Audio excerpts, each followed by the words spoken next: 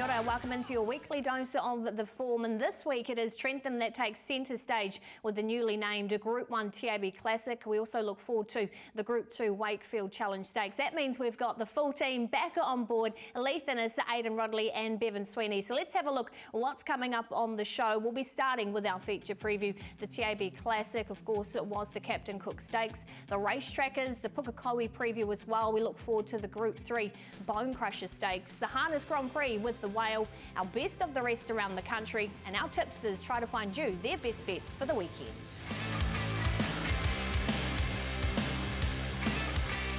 Time for our feature preview. It is the TAB Classic. Group 1 action was, of course, the Captain Cook Stakes, run on the Champagne turf. So that's my opportunity to say a very good morning to you, Bevan Sweeney. What track conditions can we expect come Saturday? Morning, boys. At the present moment, soft 7 out at the Champagne turf. It's very warm this morning, Thursday morning. Forecasters are suggesting that it will be in the 20s leading up to race day. So you can imagine it is going to improve a couple of ticks. So with the rail in the true position, we should have a good day of racing, albeit it's very hard to predict the pattern of racing, Pip. We saw at Wanganui last Saturday that was very much on speed, but hopefully Trentham is all fair for all comers. Yeah, fingers crossed that's the case. As we take a look at the market, race number 8 on the program is headed by Aegon, who was runner-up in the race last year at $4.50. Habana there for Lance Noble at 7.5. Prix de Feu, last year's winner at $8. And Desert Lightning, the only other runner in single figures at 9s. Yeah, it's a big field, Pip. 17 runners. Aegon comes up with the outside gate. Town Cry's pretty lucky with the draws. He's drawn 2 and looks a natural leader in the race with Kelson Mav, gate 4. So it's going to be interesting for those horses like Desert Lightning. Flower Wannock will go forward from those outside gates, but good tempo in the race. Yeah, certainly looks to be that way. So let's take a look at some form videos. We'll start with Aegon. He is headed in the market, and we'll take you back to him running in the Group 2 Lawrence Stakes. Runs third here behind Mr. Brightside Sween, so not a bad form reference. It's an awesome and the best form reference in the race, and he came from a long way back on this particular occasion. Drawn the car park, I thought Coolside Mav and Town Cry might pull up once they get to the front and cause the tempo just to come completely out of the race. Leith, if he's right on his game and he gets some sort of cover and a suck into the race, I think his form stands out above the remainder of this field. Yeah, look, he's going to be very hard to beat. Michael McNabb's going to have to give him a really good ride from gate 17. He galloped at Te Rapa, he looks super, he goes well fresh, but just that gate's got a little bit of a worry. But you know, his last 9 races, he's run in 7 Group 1 races. He went to Hong Kong, he ran 4 lengths to Golden 60, so if he's on top of his game, he's going to find this field a little bit easier than what he's been racing against. Yeah, I just think that track gallop suggests he's not too far off the mark. Habana, the 5 run by Zoostar, good horse's record with the 7 from the 14, and this was at Counties early in November, and had to be pretty good here to beat El Vencedor, who's franked the form last Saturday. So it comes into it, stepping up here, Leith. Gate's probably perfect to get the right run in the race. Yeah, exactly. Look, he's travelled to Wellington once before when Tony Pike trained him. He was a colt. I ride him in the Wellington Guineas, and look, he doesn't like sort of travelling too far from home. He's got that great record at Counties, but he was super last start for 59 kilos. It's a fair sort of track gallop as well. So I've seen 2 pieces of work that suggest that these horses are peaking for Saturday's assignment, and the old Captain Cook now, the TAB Classic, and this is at the Ruakaka Trials over the 1200 metres, and there wasn't a lot asked of the horse. And speed map special really when you go through this field and try and find the right one to land on, just on the run they're going to get. Look, Town Cry's probably drawn perfectly, and so is this particular horse. What to do with Prix de Feu? Of course, went up against Aegon last season at Trentham in one of the big miles, and was too good. Chase, very good at Oteki as well when winning, but look, I thought he was going to win halfway down on this occasion, Aegon, but Prix de Feu was in career best form, and he really deserved that. Whether Leithy's in career best form like this is a question, but better last time. He was a lot better at Te Rapa last week. Look, I don't think he's in the same form as he was last year. That's pretty clear to see, and I think the biggest tip in the race is Opie's not riding him, he's riding Fashion Shoot, so I'm just a little bit negative on him. Yeah, we know he's got the quality, but whether he's going as well, I agree with Lee. We look at Desert Lightning. Now, Desert Lightning has drawn another awkward marble, but does possess a little bit of early gate speed. Whether they use it not 100% sure. This is down at Ricken in the Guineas, so a 3-year-old mole, which is not a massive lead into these senior moles, Leith. However, the horse was fantastic, fresh up, and you forgive a decent effort Tauranga on that track. Yeah, just forgive that last run at Tauranga. It was just more of a fitness run in the end, and he didn't enjoy the heavy track. And just back to Wellington, he's going to love that big roomy track. And I think Vinny's, he's going to get across from that gate 16. There's good speed in the race, and I can see him just sitting just off the speed. Dash and Shoot. This was a good performance coming from the clouds. She has shown us on a couple of occasions this time in, Leith, that she has a scintillating turn of foot. This at the 1400 metres. She doesn't have the record at the 1600 metres, but you mentioned the booking there with Opie Bosson. Yeah, look, she was massive at Christchurch. She was well ridden. She's only got that short little sprint, so Opie will just sort of hide in midfield somewhere, and there's probably in their mind she's going to be a little bit of a question mark at that mile, but on that rock hard track at Christchurch, she was super. Farah Leone is a horse of great interest, but coming out of this race as well is Malt Time, who, if he can hold a spot from that draw, I'm pretty keen on Malt Time as a major player. He has Group 1 form about it, but look, she's always suggested that she was going to get into a decent sort of race, and this was a good performance last time in good company. She steps up this way of going, which I think will suit her even better, and look, I think Malt Time's riding this up to his neck as well, Lee. Yeah, look, she's very honest. Gate's a little bit of a problem for her. She's out at 15, but I'm sure Lisa Allpress will give her a good ride, and she's probably going to be that top sort of 4 chance. There you go. That's a look at a couple of the key chances. What about their trainers? We'll start with Peter Williams, and Aidan just asked him how he thinks Desert Lightning is suited to the mile. I think we raced him over ground last year, but I do think he's probably a 14 to a mile horse, 1600 metre horse. He got away with it last year's 3-year-olds. Some 3-year-olds, if they've got a wee bit of ability, they'll get away with it. But I do think he's probably a 14 to a mile. That's his best distance. It was just the way she races, really. She gets back and sort of makes her own luck and gets home. So we thought if we just get her a little bit to settle early, that's the secret. If we can get her to settle early, well, she's got a pretty devastating turn of foot. So, yeah, her breeding says she'll stretch out, and just her racing manners were probably stopping her. But, yeah, this time she seems to be a little bit more settled in herself. His work on Tuesday morning was very good, very happy with it. So that's the deciding factor why we decided we'll definitely go. Yeah, last year was a little bit frustrating. We felt that the race had the possibility to unfold like it did and pre-deferred, just having the run off our back, and he was vulnerable late, and that's how it played out. That was a little bit frustrating, but he still ran well, and I'm sure he'll go down there and run a similar race this Saturday. I guess we are just hopeful that he can have that good barrier draw where he can get smothered up and just be held up for that run. He's not a horse that really wants to sustain a long run off a slow speed. And if he draws better and can be a little bit closer and just hold that sprint up for another couple of 100 metres, I think he'll be much more potent in the finish. Unfortunately, he has drawn barrier number 17, but I'm sure Michael McNabb hopefully can work his magic in there. So selection time swings. Who's the bet in the race for you? I really struggled. This is a very, very tough Group 1 to work out, but I have been very impressed with Malt Time over quite a period of time since we saw this horse at the Bay. So I'm not sure the inside gate's perfect. I think a lot of other runners would have thought, yeah, that's an absolute perfect draw, but doesn't seem to muster. I just feel as though if Malt Time can just hold a position, maybe 3 back the rail and get a split into this particular race, I think you're getting a little bit of value, but I find it a very, very difficult Group 1 to assess and find the right runner.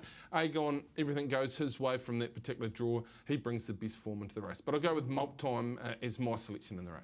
Yeah, I was certainly on Aegon as my best bet before the draws come out. I'll be still cheering for him, but I just think Desert Lightning, even though he's only won the 3 races, he raced in some really good races last season as a 3-year-old. Vinny's won twice on him. And I just think he's going to get a nice run just behind the leaders, and that big roomy track at Wellington's going to suit him. There you go. That's what the guys are liking. Catch the action and see who becomes the Group 1 winner. It's at 4:55 TAB Trackside 1 on Saturday.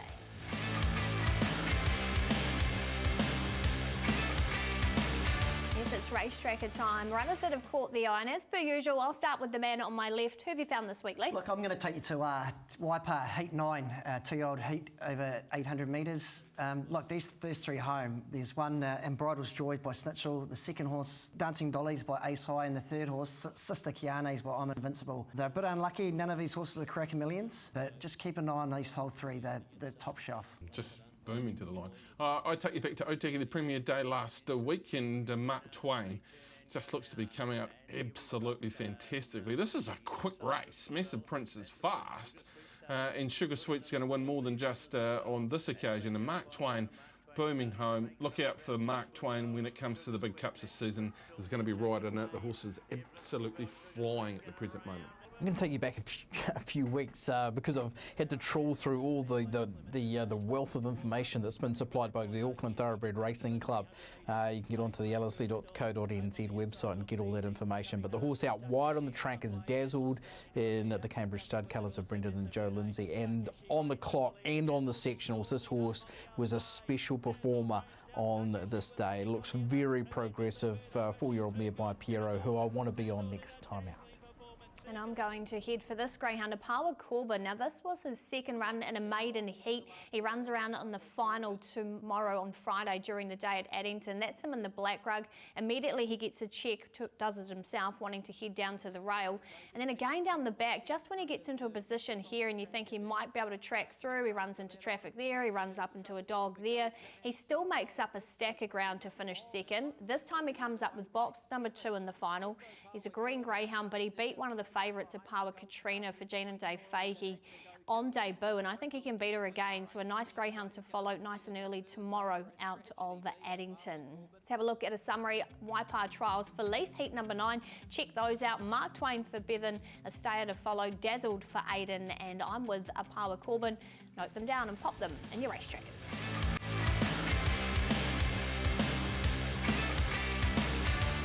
The meeting for the week is counties. So Aidan Rodley, I'll say a very good morning to you. We've had some rain in the region. What are we looking like track and condition wise on Saturday? Yeah, early in the week, obviously, we're looking at heavy conditions, but speaking with Jason Fulford, the likelihood is that this track does come back to a slow 5. So they're quite optimistic it really comes back. A little bit of rain on Thursday, but Friday and Saturday look very good drying days. And hopefully we see another really good track presented for Pukekohe Park. Cross, because we've got this race to look forward to. It is the Group 3 Bone Crusher Stakes for the 3-year-olds, headed by Lupo Solitario at $2.50. And then you've got Taxi at $4.50 and Orchestral at $5.50. Yeah, it's only a small field pit, but look, Tonya's Dragon was a leader last start. Looks a natural leader from gate 2. Livid Sky was good last start. I think it can probably just settle just behind the speed, and Lupo Solitario is just going to get that perfect trip just behind the pace. Well, you mentioned Lupo Solitario. Let's take you back to him running second behind the very talented Crochetti, who's now a Group 1 winner. So again, Aidan, this is brilliant form. Only defeat for Lupo Solitario, and it's come at the expense of a Group 1 horse who's 6 from 6. So the form line's outstanding. You go back to the debut run, beat home Glamour Tycoon, who's come out and won a stakes race since. So only upside here for Lupo Solitario, and obviously one who's caught your eye right through, Leith. Yeah, he's a beautiful looking horse. He was massive in that race to Crochetti, and look, he's going to get the beautiful trip. He had a good look around Pukekohe 2 weeks ago for this track gallop. He looks super. He's a nice, relaxed, cool sort of horse, and you know, the 1400 metres is going to really suit him. Other one we'll have a look at, take you back and have a look at Takeshi from the last start run. This is a very good run out of the video that I've just got your black booker with Dazzle, but the horse who finishes into second here is Takeshi, who had looked really good on debut. Looks like a progressive horse. This is a little bit of a benchmark race for the horse, Leith. We'll find out exactly where he stands, but he's very promising. He is. He looks like he's going to bounce, probably just outside the pace as well. He was a little bit green first time right-handed, but he's going to take a lot of experience out of the race, and Sam Wimberley's riding super well at the moment as well. Have a look at Orchestral, the horse here in the Roger James colours, out wide on the track. Boy, she was so impressive in clearing maiden company. Just don't really know what to make of the interim, Leith, because you know, she could well have been a 1,000 guineas horse, but just hasn't really come up in the spring. What can we expect here? Yeah, look, she was down to run last week at Wanganui, and she went down in the float. So, look, she's a classy filly, and the 1400 metres is going to suit her. She's going to get back in the field, though, and it doesn't, you know, look like they're going to go very hard in the race, but she's very classy at her best. Yeah, absolutely. So a few things against her, but undoubtedly she's got that class. And have a look here at Cannon Hill. This is the third placing. You go back a couple of starts. This horse beat home Molly Bloom, who came out and won a Group 1 next time out. So, the form around Cannon Hill pretty good. Just didn't quite put them away this day, but a horse who's still getting better and better with each outing, Lee. Yeah, he was having his first start with blinkers on and he missed the kick. So they didn't go very hard, so it was still a pretty good effort. Look, he's naturally looked good going right-handed as well. Absolutely. In the end, I've landed on Lupo Solitario. I'm picking Leith will have done the same, but when the only defeat comes at the hands of Crocetti, just does seem to pick himself. Leith, who did you land on? Yeah, I'm Lupo Solitario as well, Aidan. Look, the $2.50, he's going to get a nice run just from behind the speed, and look, the way his track gallop was 2 weeks ago, he looks amazing. There you go, that's what they are liking in the Group 3 Bone Crusher Stakes. We're going to stay at Counties and head to race number 1 now. This is the Happy Milestone Birthday David Ellis, the open handicap over the 1200 metres, headed by Bonnie Lass at $1.85. And then the rest of them you can see in the market at $3, Udurzo and Mercurial at $6.50. Let's take a look at Bonnie Lass. She's the first horse we want to highlight. And, well, Aidan, you've already highlighted her trial here. She looks like she's come back in fine form.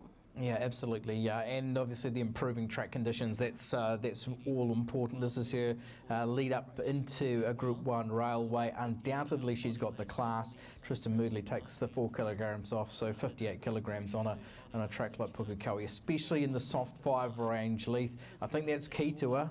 The better the track, the better her chances. Yeah, I just can't believe they opened her up at $2. Look, she looks a super bet in this race. She's going to bounce just outside the leader or lead, and like you said, the 4 kilos off her back is a big plus.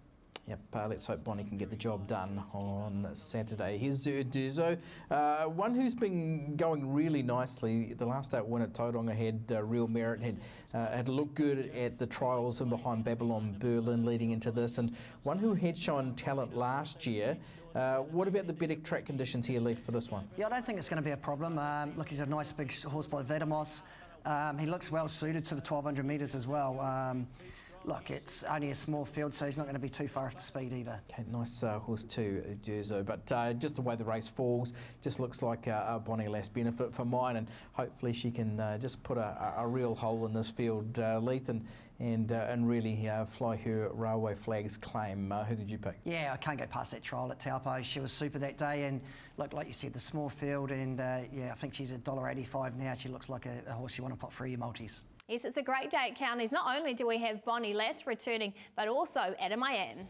For the favourite, Adam Iam now canted up alongside of it. To the roar of the crowd, Adam Iam went to the lead at the 150. He put 2 lengths on them, shut the gate time. Adam Iam from Suzuka out wide. Wallen is running on, but oh, have a look at him go. Adam Iam has absolutely bolted in. Adam Iam has really popped the question. Channel Surfer, Karahana Bay's wide around. Here on the outside, Adam Iam has got to the lead now. He's got a length in front. Channel Surfer, the Diviner's running on late as well, but he's smart all right. Adam Iam, and Adam Iam has got it easily at the line.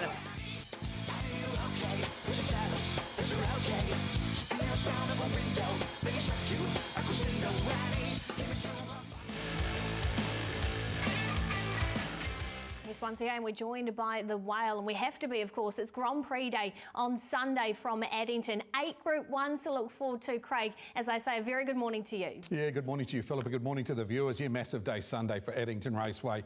8 Group 1s, $1 million in stake earnings. And gee, there's some fantastic matchups here. If you're looking for some value later on, the Ace of Diamonds, race number 8 for the 2-year-old fillies.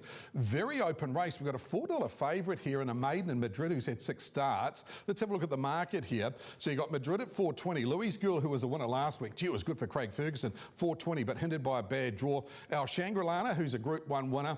And Duchess Megxit. If you're looking for some value on Sunday afternoon, I really like this filly. Now, $7.50, lightly raced, going into a Group 1 on the back of only 3 starts at Alexandra Park. But I want to take you to a maiden win back in October. Really impressed me. She's a filly I know the stable hold in high regard. So that's her in the silver colours outside the leader at the top of the lane here. And she was good enough to get home in a 55.8 last half. They went 155 mile rate overall. Since then, she's been unlucky. Very unlucky 2 starts ago. And she got beaten last week. And initially, I was a little bit disappointed. Then I went back and looked at the sectionals. Home in 55.3, beaten by an older filly and a Kushla McCree, who's a 3-year-old. She's only a 2-year-old. I just think she's got fresh legs going into a Group 1 where a few of of these, this is their final target. They've been up for a long time, and because it's their last run, they're there for the money for the $110,000. To the second row, following out one with gate speed. She's my value play on the day. Duchess Megs at Zach Butcher, Scott Field and Barry Purdon.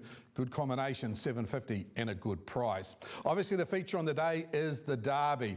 It's Merlin up against Don't Stop Dreaming. Basically, whenever these horses have met, whoever's got in front of the other one has had tactical advantage and got home. Last week it was Merlin. Let's have a look at that video. Because it was key, Don't Stop Dreaming went back, Merlin went forward, and that was the difference between the two. So Don't Stop Dreaming rolls outside Merlin here. Sooner the better gets to the trail. The rest, they're a fair way back. The reason why they run home in 54.9 off the front. Nothing could make ground here. It was a sprint home. Now, Merlin's got the tactical advantage this week, a little bit like the Harness Millions when they met at Eddington about a year ago. Now, Merlin rolled forward, drew barrier 8, Don't Stop Dreaming had to go around and sit parked out. What happens is it just proves a bridge too far. The junior free-for-all was different. Don't Stop Dreaming went forward over 2,600 metres and Merlin had to get back in the field. So I think with Merlin drawn inside the favourite, I think he's probably the play. 270 into 240, the worst spot he's got to be is probably in the trail, and I think it gives him a great chance to win. Don't Stop Dreaming, the obvious danger. Ahoka Connor, the Green Mile winner from last week, $11. The reason why won the second row. Follows out one that doesn't have a lot of gate speed, and then you're looking at Sooner the Better to be top 4. But Merlin, he'd be my top pick to win the Derby of this year. 8 Group 1s, first starting just after midday. Philippa, it's going to be a massive day. Absolutely it is, Craig, so make sure you're tuning in. Craig will be on course along with Mark Cookson, Greg O'Connor and Matt Peden. Don't miss it and check out the markets, tab.co.nz. Time for the best of the rest around the country, and we'll start with race number 4 out of Trentham. It is the Group 2 Mode Technology Wakefield Challenge Stakes for the 2-year-olds, and Red Sea hits the betting, being backed in the market too, 380 into 3.2, captured by Love for Tiago at $5, and Debabo Blanco there at $5.50 with Dream of the Moon and Poetic Champion all at that quote. Yeah, 1,100 metres start, but they get a nice run down the little dummy straight into the dog leg at Trentham. I thought Debbie Harry could lead from barrier 1. Just noticed that Tony Pike's taking the blinkers off Poetic Champion, so I think they might ride him a little bit different and just settle him just midfield. And Red Sea had a lot of speed, but from the draw they might ride him a little bit cold as well. Looks like it could get interesting with the tactics. So let's have a look at some horses we want to highlight, and we'll start with the favourite in Red Sea. We'll take you back to Te Rapa and gets picked up on the line here by a very nice filly swings. Yeah, well, Velocious has really proven the form here. Looks a pretty quick colt by Parada for Andrew Forsman. Ron Kennedy will do the riding here. Look, the baby's going down the chute. It's in a different ball game, so you will definitely want a little bit of experience. Velocious has come off the back of a strong tempo last start at Counties and been fantastic. So the form around Red Sea is very, very good. We haven't seen it since the 11th, so there's a fair bit of time in between runs for weeks, so it should be on the fresh side. Leith, you'll know more, but look good enough at the that particular race day start. Yeah, look, he's had a trial since then as well, and they rode him quiet. Look, like you said, they were just a bit unlucky to come against that good filly of Stephen Marsh's, and look, they backed him that day, and there's a little bit of money for him this week as well. Yeah, there certainly is money for this horse, which was from the off, really. So Cambridge start in. I just don't think this race suited Poetic Champion. The way the race was run, and Savagly went forward, and they decided to really put some pressure on. They've run really good time. I was so impressed with this horse at Harwater that I'm going to be sticking with Poetic Champion. Just built like a really strong 2-year-old, and I think if they ride it a little bit differently, Leith should be right in the mix. Yeah, look, it was, to the eye, he looked a little bit disappointing in the last sort of 200 metres, but he was beaten by the best 2-year-old in the country at the moment. And look, they didn't look like they went overly hard early, but sectionals say different. Dream of the Moon. Now, this horse presented just an absolute top nick at Ricketer. Now, Diablo Blanco is in this particular race, the grey. You see getting back in the race for Richard Diddham. I don't think there's a lot between the two performances here. The Tiakea horse runs on beautifully, but Diablo Blanco gets held up and just has to come across heels and find a gap, and then starts to charge. Certainly a horse that's developing well, the Tiakea horse, but I'll be keeping a real sharp eye on Diablo Blanco here, Leith, because it's been down the chute at Rickerton as well. Yeah, just got unlucky, got knocked out of the gates early, and look, she was good to the line. She was probably at fraction unlucky. I'm not sure she would have beaten the winner that day, but I definitely like her as well. And Captured by Love, well, goes from Taraniko in a very small field to a real pressure race, which I'm not sure how this shakes out, but 55 kilos for Opie Boston might give you some sort of indication that there's a fair old reputation here. Did everything right, gripped the ground nicely here at Taraniko when challenged, but it's a big step up from Taraniko to what it will race on Saturday, Lee. Yeah, she won pretty easy in the end as well, even though it was only a 3-horse field. She done everything right. She looks professional, and yeah, no worries about the 1100 metres for her either. That's a look at some of the 2-year-olds are heading around in the Wakefield. What about their trainers? Of course, Tony Pike did win the race last year with Impenda Bell. This year he's got Poetic Champion, and Aidan just asked him what he thought of his run at Counties. Yeah, a little bit of a head scratcher to be fair. It wasn't the worst run, but maybe a little bit plain. Just maybe went a little bit hard up on speed, and obviously they put a lot of pressure into the race early in the home straight as well. So we've taken the blinkers off for this weekend. He galloped brilliantly this morning, and might just ride him a little bit more conservatively on Saturday. And I think he's definitely improved off his Pukekohe run. Yeah, he's good. We did want to make a point of trying to get him off the speed a little bit and chase horses. So we took him for a day out at the Taupo trials the other day and made a point of really getting him to come back. Warren Kennedy rode him, who'll ride him on Saturday, and he took a little bit of time to come back, but once he did, he said he settled really nicely, and then he just went to the line under his own steam. And I guess that'll be the intention on Saturday, not really wanting to make a point of going to the front and have to lead the field up every time, and hopefully there's a little bit of speed and we can just take a sit off them.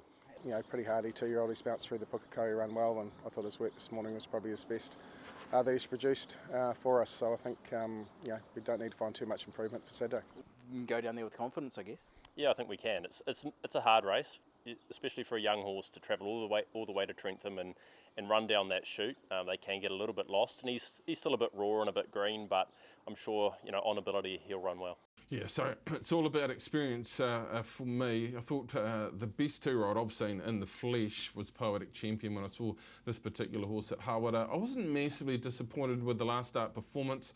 I think he's built like a true blue 2-year-old. I think he'll love the wide open spaces of Trentham, and with the blinkers coming off, I'm with Poetic Champion, but again, it's a pretty even sort of race. Yeah, it's a very strong 2-year-old race for the Wakefield this year, and I'm with Poetic Champion. I think Vinnie Colgan's going to really suit the horse. He's going to ride him a little bit quieter, and you know, if they travel down to Trentham, nothing worries this horse. He's nice and relaxed. There you go, both the guys agreeing, and he is $5.50 in that market as well if you want to get an early price. Let's have a look now at the open handicap. This is over the 1100 metres, and Express Yourself heads the betting at $2.50. Seamus is back and fresh for Alan Sharrock at 2.7, and they both head the betting. Speaking of Seamus, we'll take you back to his recent trial at Foxton. What did you make of this, Bevan? Super. He looks as though he's coming up very, very well, Seamus. He was hit cantering really late in this particular trial, and what did they run, 62 on a soft track, so it wasn't really strong work, so it deserved to be going well. Look, he's up against a couple of sharp ones with the 59.5 on his back, but a big strong horse, Leith, and he's got all sorts of quality. He'll be in a decent race this preparation. Yeah, he's definitely going to win a decent race this year. You know, he was super at the trials. He loves Trentham. He's won there 3 times from 5 starts. But like you said, just with that 59.5, he's a big horse. He can carry weight, but it's a little bit tough against some of these horses that are already pretty race fit. One of those is Express Yourself, who has put up a fantastic preparation, and look, it looked as though Express Yourself had got the job done on this occasion after sitting off Sergio, who led up and just kept on kicking. Her win prior to that over Bold Bell was so dominant and slick time to Trentham. She's going to get him with the 53 kilos, Leith, and look, she's flying and probably in a Group 1 sprint this season, so she looks the obvious. Yeah, she's very well placed in the race. She gets in with the 3 kilo claim of Jimmy Chang as well as 53 kilos. So, look, she was just lost her spot. She was in the trail, and then she got put back three back on the rails, and she got out late. I think she's the one they will have to beat this week. I'm with you. That's my top selection. I think Express Yourself should put up win number 6 at start number 14 for Nikki Hurdle, the 5-year-old mare by Sham Express. Just has that weight advantage on Seamus. Bold Bell will set this up. Lincoln Cruise, if they go crazy, can really fly as well. But I'm with Express Yourself as one of the better players on the day at Trentham. There you go, might be building a nice little multi. That's to take a look at the other features on the card. The first race from Trentham on the Group 1 day starts at 12:40, TAB Trackside 1. Don't miss it on Saturday.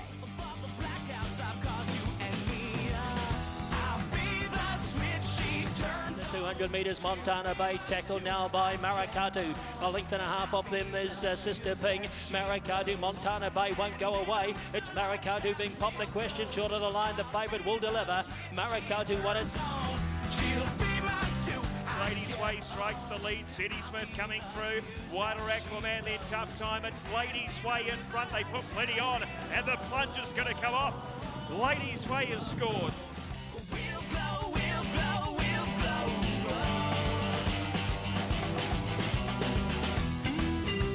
Just the two home, but a shout out to Aidan Rodley. $13 a Lady Sway opened up at, and she can't write it, and what a nice best bet there. No pressure, Leith. Have you found a $13 shot? Or? No, I've got $2.50, race 3 at Trentham. Express yourself. Like, I think she'll be going very close with the 53 kilos. Maybe just take a little bit of a Quinella as a saviour of Seamus. But yeah, the 6.5 kilo swing to Seamus, I think she'll be winning on Saturday. I'm also taking you to Trentham, and in the 65,000 metres, Sinbin was scintillating at its fresh up performance from 109 over the 1,200 metres back to the 1,000. Looks a really nice mare by Darren for the great Sandy Cookson's colours.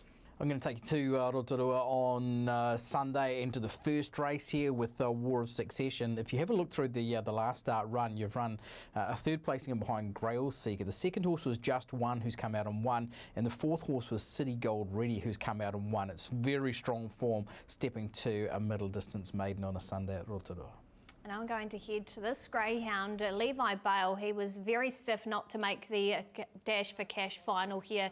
He just wanted to get into Aitu Khan's face all day long. This time he comes up with box number 8 on Friday night and race number 10. He's $1.80. I just think pop him through your multis. He should be winning that race and he'll be better for a look at the track. So I'll start us off on Friday. Express Yourself for Leith, Sinbin for Bevan, War of Succession for Aidan. The Wales jumping in as well. The last race on Sunday on Grand Prix Day with Oscar Bonavina to take it out for the All-Stars. That concludes the show. Once again, thanks guys for joining us. Leith, Bevan and Aidan. We'll catch you back over the weekend. Until then, happy punting.